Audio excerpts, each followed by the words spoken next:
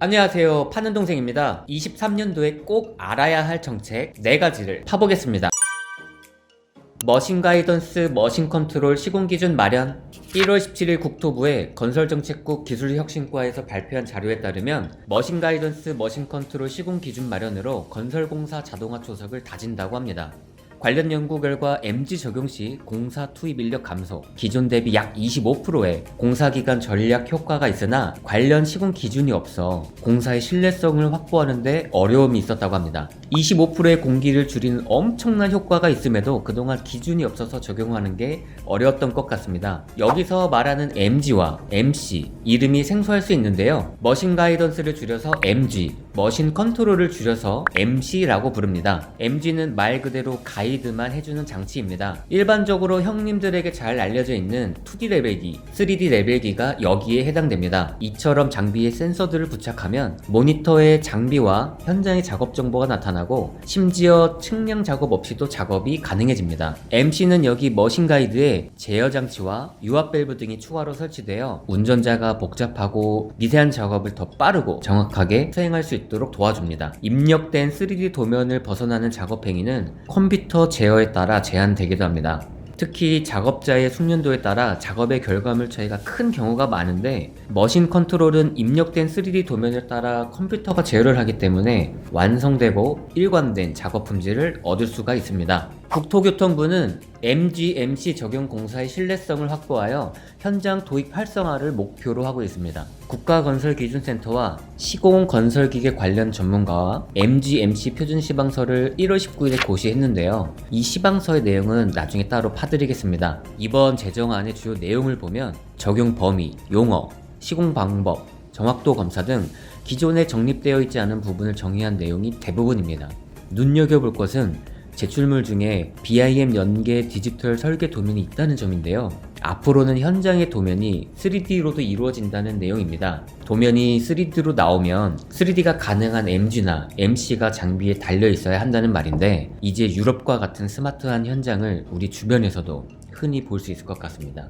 여기 보면 토공사뿐 아니라 향후에 OSC 공사에도 적용될 수 있도록 설정을 한다고 되어 있는데 OSC는 한 번씩은 들어보셨을 거예요. 모듈러 건축이라고 합니다. 기존의 건설공사 방법 외에 추가로 다양한 공사에도 적용 가능하게 한다고 하고 스마트 건설 기술이 현장에 도입될 수 있도록 관련 기준을 지속적으로 정비할 계획이라고 합니다. 이 여러 가지 멘트에서 국토부의 이 강한 의지가 느껴지는 것 같아요. 국토부에서 바라는 기대 효과는 공사 기간을 단축시키는 생산성 향상과 안전 위험성 최소화인 것 같습니다. 여기 이미지를 보면 크게 다른 점이 보이시나요? 왼쪽에는 사람들이 보이고 오른쪽에는 사람이 전혀 보이지 않습니다. 장비 가동 반경 범위 내는 사고의 가능성이 굉장히 높기 때문에 이렇게 장비 주변 작업 인력의 감소는 곧 사고율을 낮추는데 크게 기여를 할 수 있습니다. 23년 1월 19일에 고용노동부의 중대산업재해 감독과에서 발표한 지난해 산업재해 사망사고 발생 현황을 보면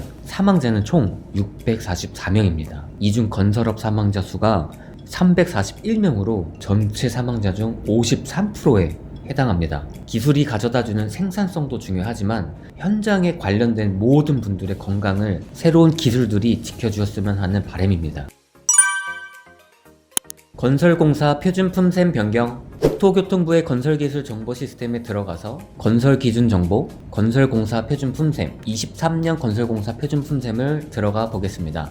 이것이 바로 23년 적용되는 건설공사 표준품셈 개정사항입니다. 이런저런 내용이 엄청 많은데요. 제3장 토공사 페이지를 보면 3-9 스마트 토공 관련 내용이 있습니다. 3D GNSS 머신 가이던스 장비 조립 해체와 3D가 달린 굴삭기의 작업 능력에 관한 내용들이 새롭게 추가가 되었습니다. 여기서 3D GNSS 머신 가이던스 굴삭기의 운용에 3D 도면 제작 변환 작업이 필요한 경우 별도 계상한다 라고 되어 있습니다. 아마도 당분간은 3D 도면의 제작과 변환 작업이 필요한 경우가 대부분일 수도 있으니 형님들이 3D 도면까지 다룰 수 있다면 몸값을 올릴 수 있는 기회가 되지 않을까 생각이 듭니다. 내가 투자하고 노력한 만큼 돈을 더 벌 수 있는 구조가 이렇게 만들어지고 있으니 도전해보는 것도 좋을 것 같아요. 마지막 페이지엔 기계 손료와 기계 가격에 관한 내용도 추가가 되었습니다. 공공발주 기관의 BIM 의무 적용, 건설정보 모델링 의무 적용을 위한 공공발주 기관의 세부 적용 지침이 속속 나오고 있다. 2020년에는 BIM 기본 지침만 있었는데 이보다 구체화된 시행 지침과 적용 지침까지 마련이 되면서 국내에 맞는 BIM 적용 기반이 완성되고 있다고 합니다. SH 서울주택도시공사, LH 한국토지주택공사, EX 한국도로공사, KAC 한국공항공사는 각 분야별 적용 지침을 통해 BIM이 실제 공사까지 반영될 예정입니다. 추가로 공공기관 이외에 국내 건설사들도 발빠른 움직임을 보여주고 있는데요. ISO 19650이 BIM 정보관리의 국제 표준입니다. 이 인증이 있어야 국내는 물론 해외 프로젝트도 수주할 수 있는 경쟁력을 가질 수 있습니다. 국내 시공능력평가 상위 6개 건설사 중 4개사가 이 ISO 인증을 취득했고 나머지 2개사는 인증 절차 중에 있습니다. 형님들 혹시 네옴시티 들어보셨나요? 사우디아라비아의 초대형 도시 건설 프로젝트인 이 네옴시티 수주 요건에도 ISO 19650 인증이 필수 요건으로 제시가 되었다고 합니다. 스마트 건설 교육센터 개설. 한국도로공사는 스마트 건설 교육센터를 통해 건설 정보 모델링, 드론 등 고속도로 건설 현장에 필요한 스마트 건설 기술을 교육하고 전문 인력을 육성하고 있고 올해 1월부터 스마트 건설 교육센터의 교육과정이 개설됐다고 합니다. 교육과정은 14가지가 있는데요. 드론 활용부터 BIM 스마트 건설 현장 안전관리까지 알차게 구성되어 있습니다. 교육 신청은 한국도로공사 스마트 건설 교육센터 홈페이지에서 할 수 있고요. 아래 내려보면 월간 교육 일정이 있고 모집 현황도 확인할 수 있습니다. 교육 신청은 협약 신청서를 먼저 신청한 후 할 수 있습니다. 형님들이 필요한 건 뭐든지 봐드리는 시간이었습니다. 파줬으면 하는 건 파는 형님 밴드에 오셔서 올려주세요. 그럼 안녕.